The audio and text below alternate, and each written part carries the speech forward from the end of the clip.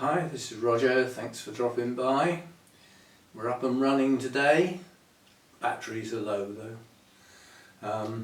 Yeah, I managed to get quite a bit of sleep. I lost a lot of sleep Saturday night basically with not being well and upset tum and everything, so you know, you get rid of a lot of the nutrition you might have had, shall we say, polite version.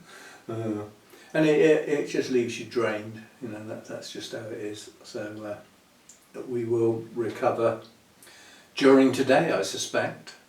As a consequence, one sad thing that's got nothing to do with orchids, and you probably aren't even interested, I missed the snooker final, the snooker competition I've been following.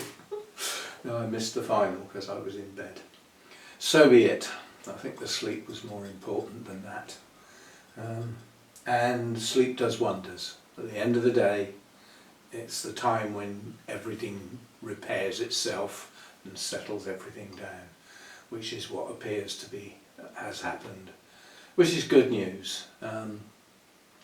Right, so this isn't a proper Sunday chat. Well, for a start, it's not Sunday, it's Monday.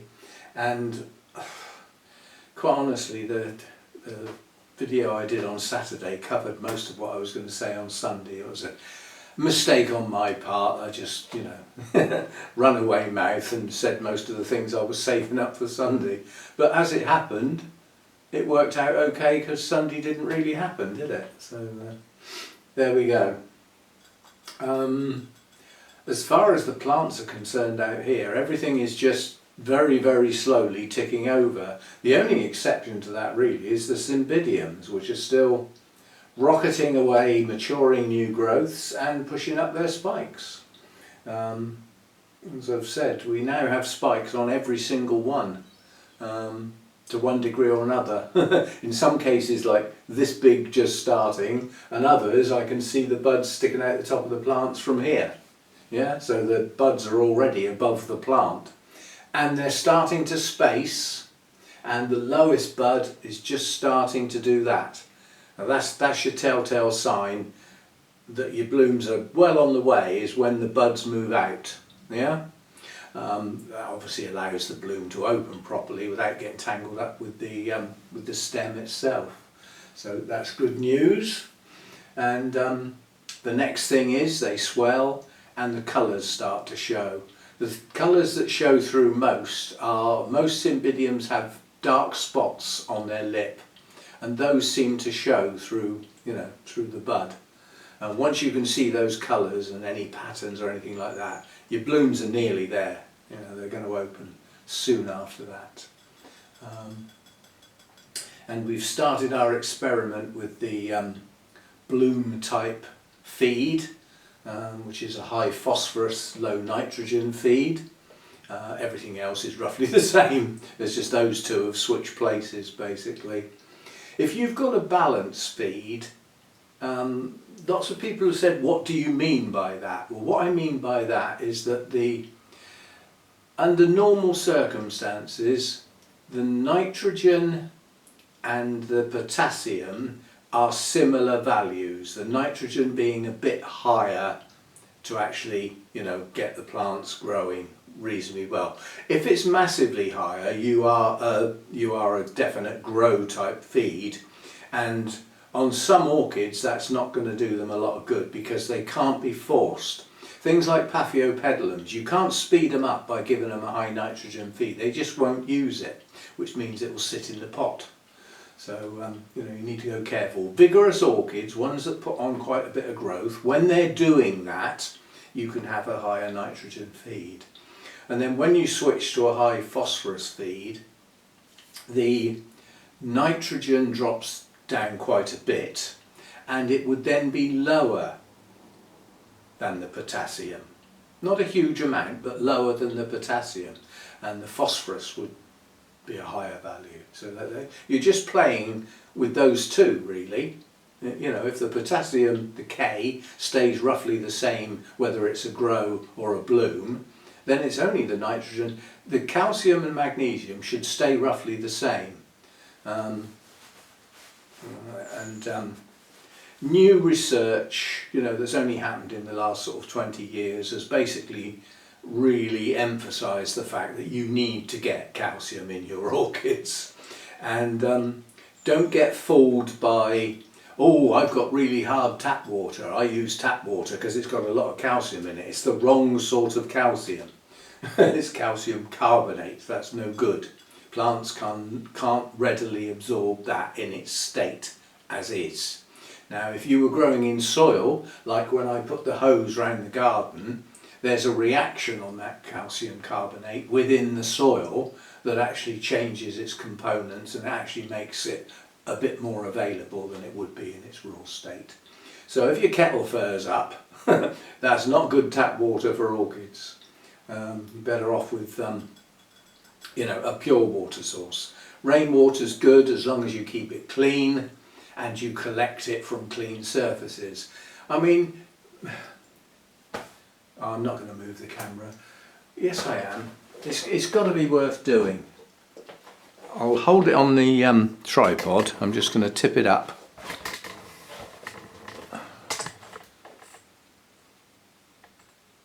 How clean do you think the water in my rain barrel is when it's running down over that?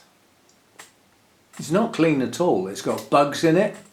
It's got pathogens, microbes. It's got all sorts of stuff that shouldn't be in there getting washed down.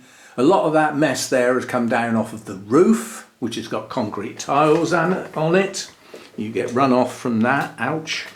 Just pinch my finger in the thingy tripod. Ow. Yeah, so that's why I don't collect rainwater. To collect rainwater from this roof, this would have to be clean, which means I'd have to clean it incredibly regularly because of the house roof, which is going to constantly chuck muck down. The birds are up there rooting around in the gutters, pulling the moss off of the tiles, because this is a north-facing section of roof, so it grows moss. So no, I can't collect enough rainwater to do the job out here, especially now with the Deesa trays using a lot of my water. So I use RO water. It's the cheapest, clear, clean, pure water that I can have. And because of the collection size, I do need a fair bit of it. Like I said, and a lot more now with the Deesa trays needing to be changed every so often. So yeah, if you can collect clean rainwater and keep it clean, then yes, that's good stuff. And every so often, like this time of year for instance, when your orchids are not going to use as much and you're going to get the rain, well, we certainly are here. It was raining hard when I got up this morning. And it's cleared up now. It's still dull, but there's another load of rain coming in, and we'll chat about that in a minute, what that's going to do. Some people are not going to be happy with that rain when it gets here. Yeah, so if you can keep it clean, and this time of year it's well worth giving a proper clean to any roofs that are involved, guttering, downpipes, and your water barrel itself. Because despite you keeping your roofs clean and things like that, it's still going to get dirty. And that dirt accumulates. The barrel can have inches, layers of the flipping muck in there. So you need to give them a good clean out. And this is a good time of year to do it, because obviously you're going to probably dump the water that's in there, give everything a good wash off, and then sterilise everything. Bleach solution or something like that, and then give it a good rinse, and then you're ready to start collecting again. And then you're going to collect loads of water during the winter time when you won't use much of it, and it will get stale and stagnant in your barrel. So there are limitations. Rainwater might not be as ideal as some people think. Right, this rain coming in, what we've got is a southwesterly wind. That is our prevailing wind. That's the dominant wind. And that brings water in from the Atlantic Ocean. So it's a very moist wind, and the airflow means there's warmer air within it coming up from Europe, the likes of Spain, Portugal and stuff like that, even as far down as the islands off of Africa. So it's a relatively mild breeze coming in, and it's wet, it's heavy with rain. Unfortunately, sat up north of Scotland is a low pressure, and it's basically pulling down Arctic air down across Scotland into England. Yeah, you would come on now, you've had all morning to switch on. And when this nice warm air full of rain meets that cold air, we're going to get some white stuff. That's not open to debate. There will be snow tonight into tomorrow morning. How far south it comes remains to be seen, but southern Scotland and the north and down into the Midlands of the UK are going to get snow, and that's at low levels as well. And then the low pressure is going to move off slightly, which means as the rain moves off and the low pressure moves off, all of the airflow is coming down from up north. Now, it won't be as cold by the time it gets down here, but because it's on the edge of that low pressure and that front's still there, we could get sleety snow here on the south coast. Now, I doubt if that will actually happen, but it's possible, because when things are moving like they are now, and I mean they've only just defined where this snow's going to be.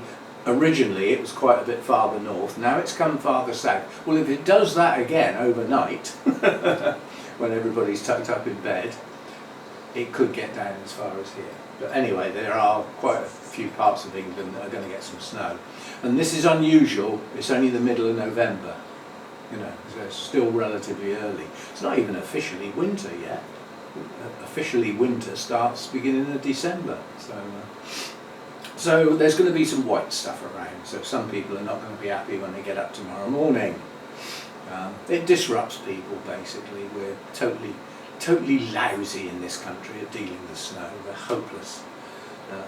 We don't get enough practice, that's why. Of course, as the general temperatures warm and become wetter, we get even less chance to get snow. I mean, when I was younger, I've always lived here along the south coast, or roughly like that, used to get heavy snow. You know, I mean, I can remember when I lived in Swindon, we had snow probably 2/3 of a metre overnight, you know, 2 foot plus of snow, and the temperatures dropped to -20 something or other, and the daytime temperatures stayed below freezing and the nights dropped down, and the gas froze. Now, the gas itself didn't freeze, but when the gas pipes, which are underground, they're normally far enough underground to not be affected, but this was such a cold spell. The gas forms condensation in the pipes, and because of the temperature on the outside of the pipes, it's that condensation that freezes and blocks the pipes. So, yeah, no gas, so no heating. Made me laugh. We had power cut as well, first morning, and got up in the morning, I said we got no flipping power and the heating's off. So we got no, it looks like we've got no gas. There's a big problem like that. My girlfriend looked up and said, oh well, at least we can have a cup of coffee. Duh. Yeah, that was hard work that particular time. Yeah, so we got snow around and it's a bit early in the year. Also, once Tuesday moves away, it's going to get pretty cold here. That is going to happen. We've got bright weather, clear skies, virtually no wind, and temperature's going to drop right down. We're expecting some quite hard frosts. That will finish off anything in the garden that's hanging on. That will settle the garden down into its winter state quite quickly. In theory, it will loosen an awful lot of the leaves on that oak tree, and a lot more of those will come down. Still a lot of green leaves up on that tree at the moment. So, I mean, last year we had some cold weather. Have I gone deaf? No, it's that itch. The dehumidifier shut down. We had some cold weather, and then we had a storm. A named storm came in. The next morning, that tree was bare. Everything that was up in it was now down in the garden, but at least it means you can have a clean up.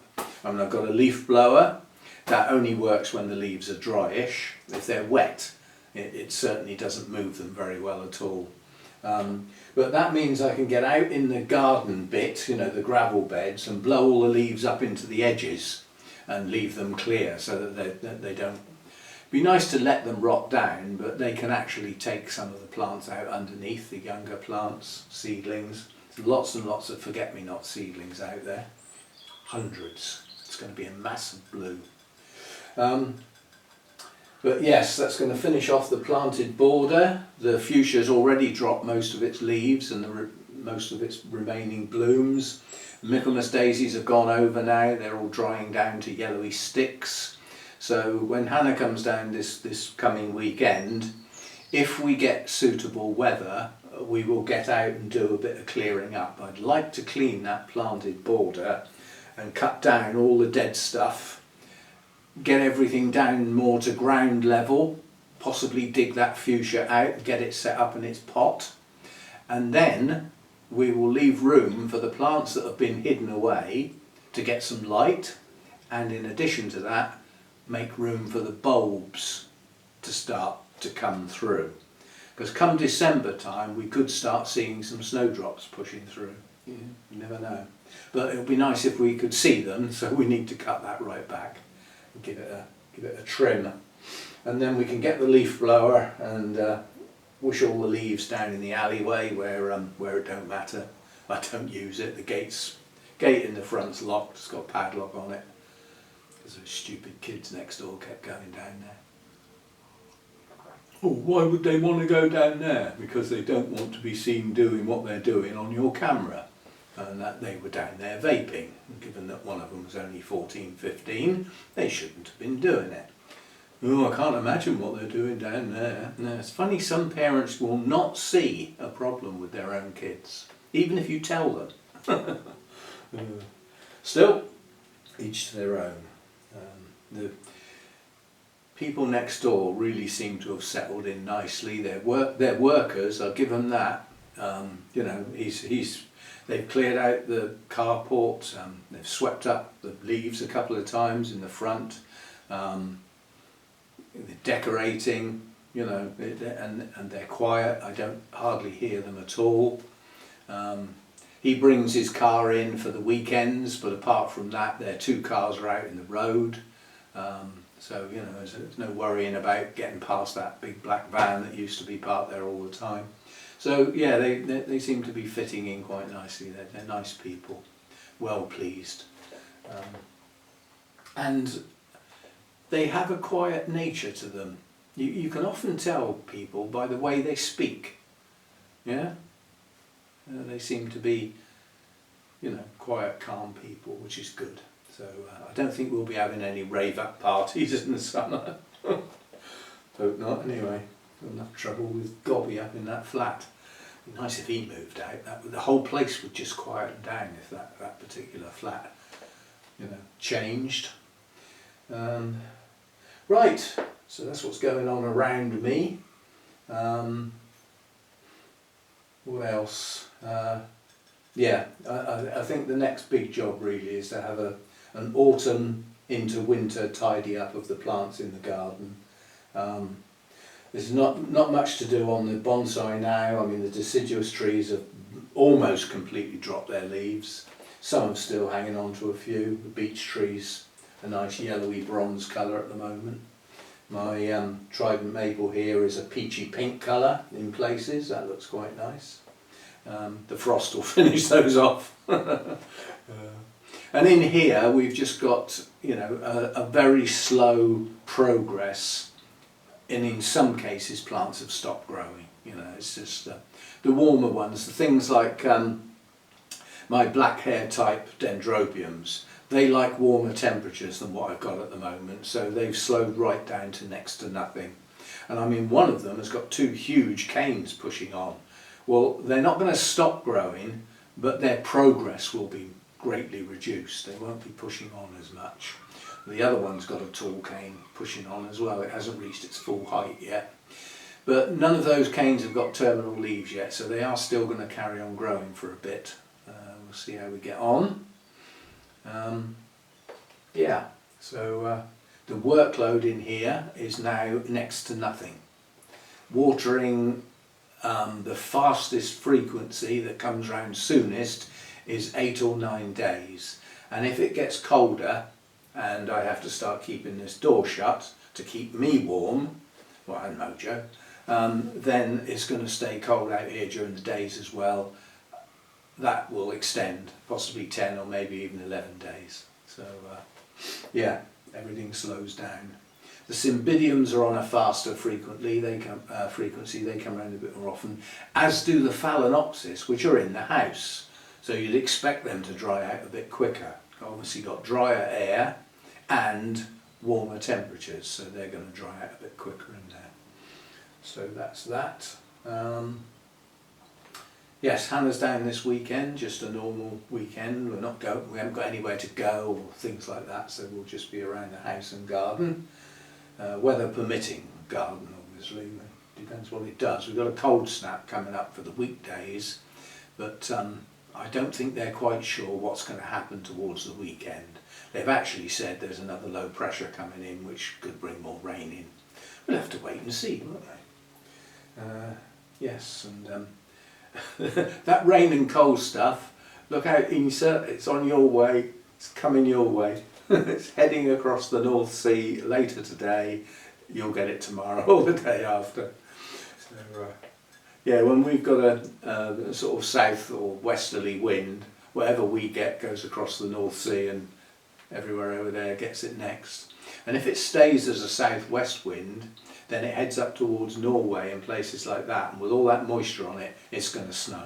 Yeah, we've got colder temperatures up there, and mountains as well. So yeah, higher up obviously colder. So there we go. I just noticed that blackjack has dropped, so I will cut that spike.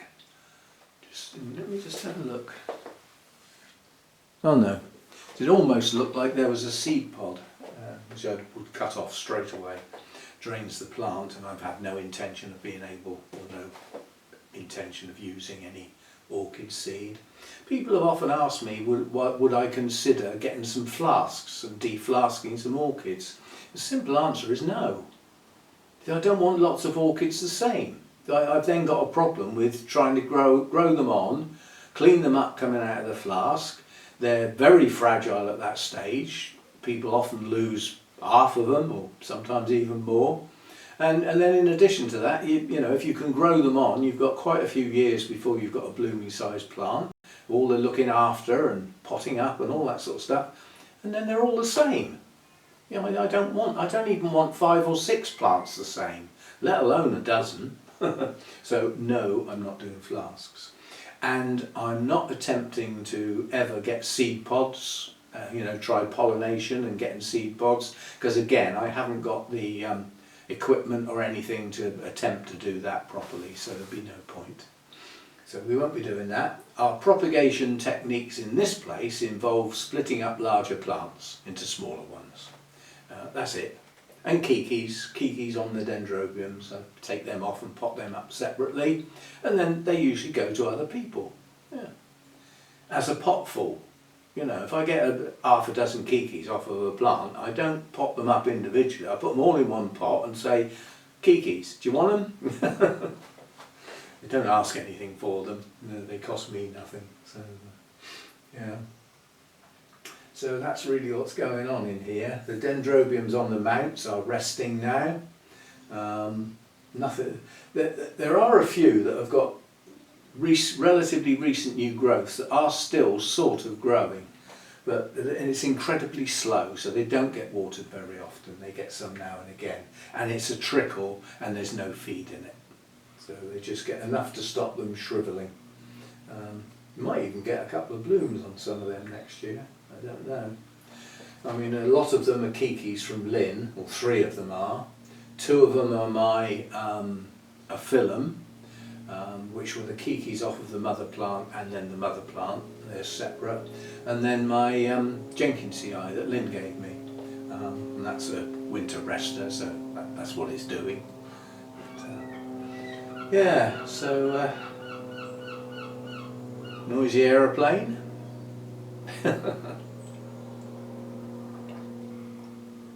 It's probably somebody having a lesson, as it's not raining now. I mean, there's at least 2 flying schools up on Bournemouth Airport, but there's even you can have helicopter flying lessons up there. It's a helicopter separate area, the north side of the airfield. Keep them out of the way. Yes, so it's coming to the time of year when I consider it like the doldrums. And if you haven't come across that expression, it's a sailing expression when sailors are crossing oceans and places and then the wind just stops. It's called the doldrums. They have no wind, they can't move, they're stationary. And it, you know, it can be really bad news. You know, you start using up your food, miles away from land, you can't get anywhere, you can't go. So it can be bad news. And I always think of this time of year as the doldrums of the plant world. Everything's closing down in the garden. The late winter, early spring bulbs aren't up yet. There's just no activity. Everything's going down into its rest period. And that's really what's happening in here as well. It's just, you know, although there is some activity, as I said, the obvious activity in here is the Cymbidiums, but not much else at the moment. So we'll look forward to the Cymbidium blooms. It looks like we're going to have plenty of them, and I hope some of them will be at their best for our show in March. Beginning of March is the first show that I could get them to, and hopefully I will have at least one that's got a good set of blooms on. I mean, last year, those who follow the channel and, you know, close enough to remember things like this, my showgirl, the miniature, was in bloom last year, and it went into the Cymbidium section in the show and it came second. And as I filmed the plants in the show, I paused at that point, and I think I even did a pop-up. Which would you say should come first? And nearly everybody who answered said mine was a much better plant and blooming than the other one. But the difference was the other one was a species, and some people are a bit biased in the judging world. The species are proper and hybrids not so much. So it came second. Well, we should have 2 spikes this year. We've got 2 new growths, so I'm hoping to get 2 spikes. Possibility of a third, but 2 almost definitely. And if it's true to form, I bought it at the Bournemouth show, which is a couple of weeks before, so end of February, in bloom. It was then in bloom last year, beginning of March. So in theory it should do the same this time. The only difference is this time it spent the summer outdoors. Will that make a difference to the bloom time? I don't know. We'll have to wait and see. But it would be nice if one of my big ones is out as well. Looking from memory and some of the other Cymbidiums that get put into the shows, they might have a good blooming on them, but a lot of them don't look that good as plants. Lots of dead back bulbs, you know, bent leaves, all that sort of stuff. Lots of marks on the leaves, spots and blotches and that.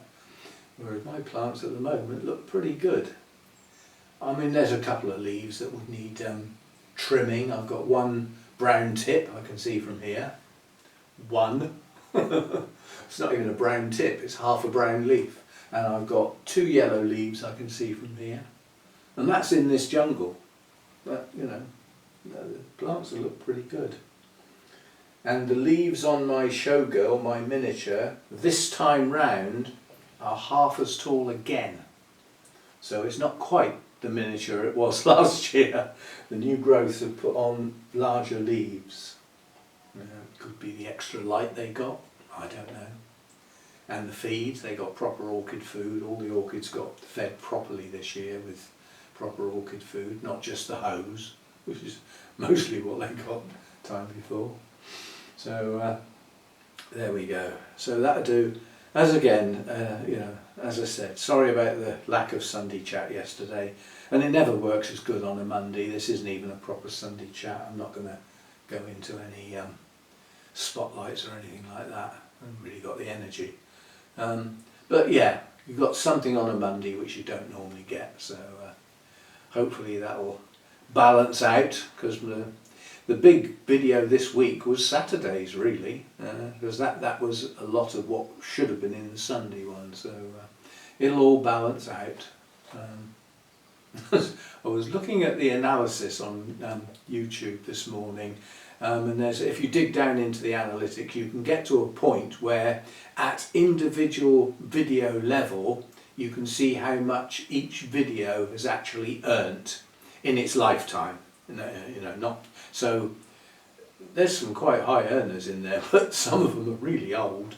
I think my first ever Cymbidium repot is my biggest earner, and maximum number of views, way above any other video. Why that one took off, I don't know.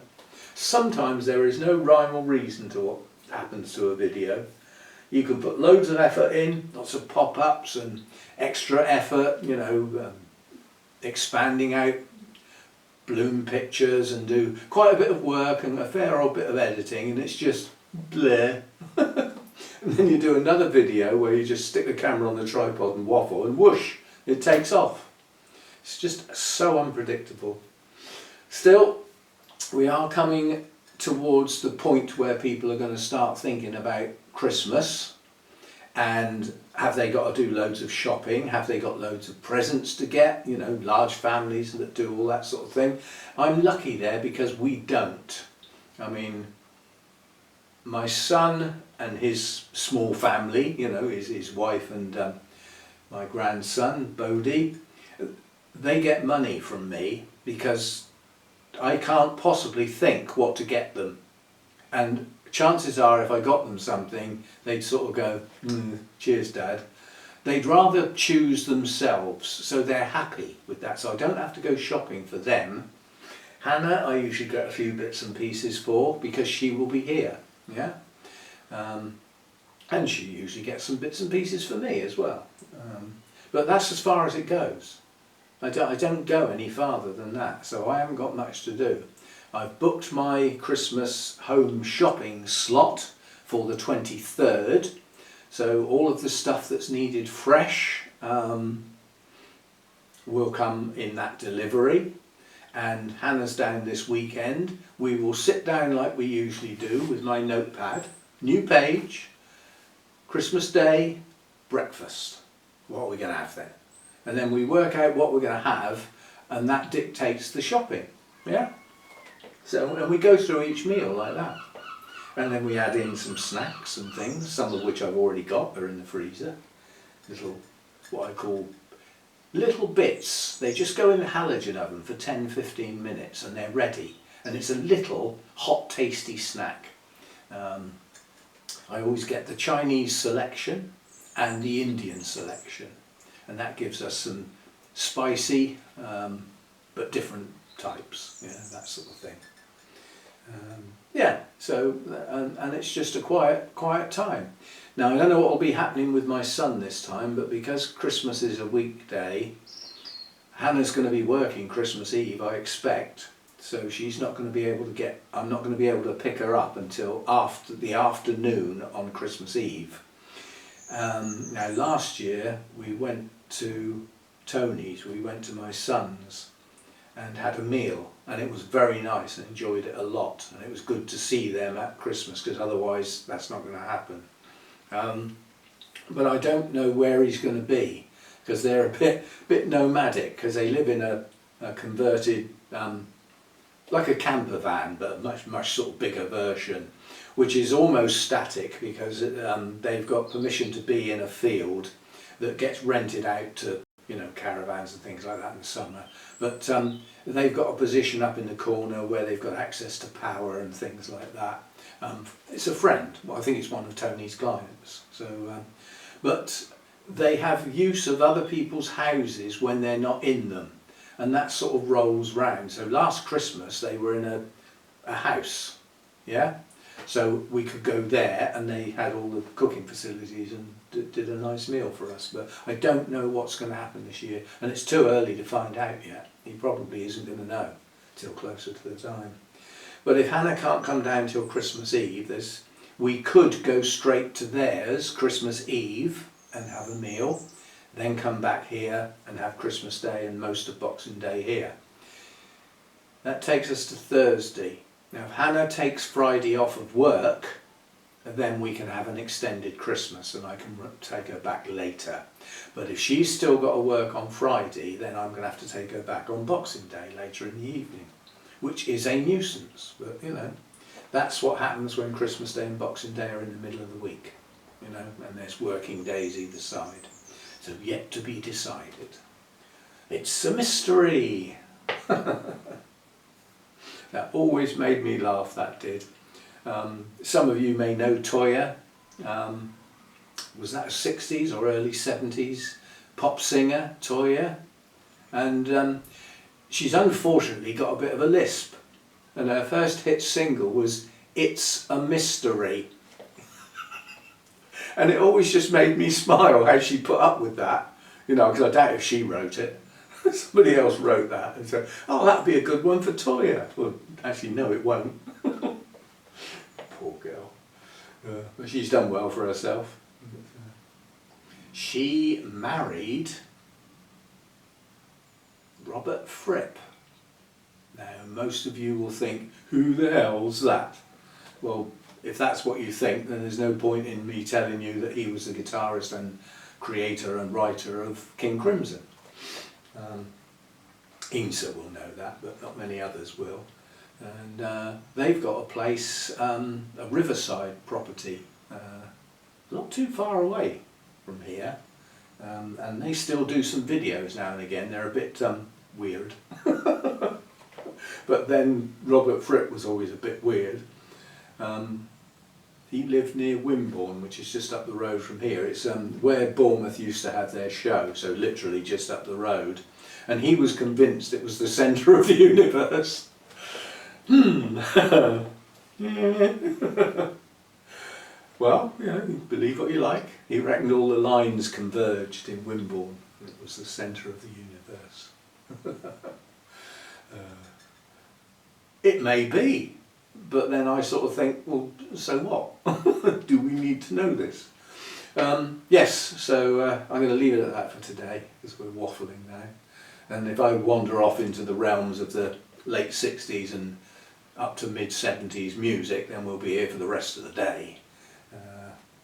But I will, those of you who go on YouTube and search for things, if you want a little bit of an eye-watering piece of music, because it will surprise you, because it won't be what you expect, search out Sound of Silence by an American heavy metal band called Disturbed, and you need to find the live version. There is a live version. There's an American host who introduces, and ladies and gentlemen, Disturbed. That's how it starts, so that's the one you want. Be prepared to be surprised. I've just told you this is a heavy metal band and you won't find a better version. It makes Simon and Garfunkel's version sound a bit plinky plonky and wishy-washy. Well, which is what a fair bit of their music was, basically. So there we go. I'm going to leave it at that. Thanks for dropping by, those that have. Thanks for the support for the channel in whichever way. I always say on a Sunday, and it's Monday today, I know, but I don't agree with doing all the thank yous and prolonging it on every single video, because I find it a bit tedious. But if I don't do it at all, it would seem rude to me. So I do say thank you for the support. Be it financial, buy me a coffee, super chats, the Patreon site, or the membership on YouTube, all forms of financial support. Watching the videos and watching at least 30 seconds of the adverts is a financial support. You might not realise it, but that's how the creators get paid by YouTube. I had a look at the stats today. It's another statistic I looked at. How many people, out of the people that watched the video, so out of the number of views, how many were still there after 30 seconds? That's of the video. That's a marker. YouTube takes note of that. Yeah? And it's the same with the adverts. 30 seconds is the marker. Unless the advert's shorter than that, in which case you're supposed to watch it all. Tedious though it might be, but it all helps the channel grow. Along with subscribing if you're not subscribed. But nowadays with YouTube, that's the lesser of the ways to support the channel. It used to be the big deal. It's not so much now. However, the thumbs up and leaving a comment are still important to YouTube. They like people to start watching the video, stay there, preferably right to the end, but at least for 30 seconds. They like comments, they like thumbs up. Yeah, it's called engagement. That's what they like to see. What they really mean is they want people to stay on YouTube and watch adverts so that they make money. They're not doing it for our pleasure, trust me. They're doing it to make money. I hear spots. It's going to rain. Well, we better end then, because if it does chuck it down, you won't hear what I'm saying anyway. And I will see you for something or other during this week, but I'm afraid I can reasonably safely say that the videos are going to get a bit thinner on the ground as we progress into winter, because there just isn't so much to talk about and there's not much work going on. So, you know, it's not filming just for the sake of it, not need at least a subject, you know. And again, if you've got any ideas for a video that don't involve digging things out of pots, then put them in the comments. If you don't ask, you certainly won't get. You might not get if you do ask, but at least you get a chance. So see you next time. Thanks for dropping by.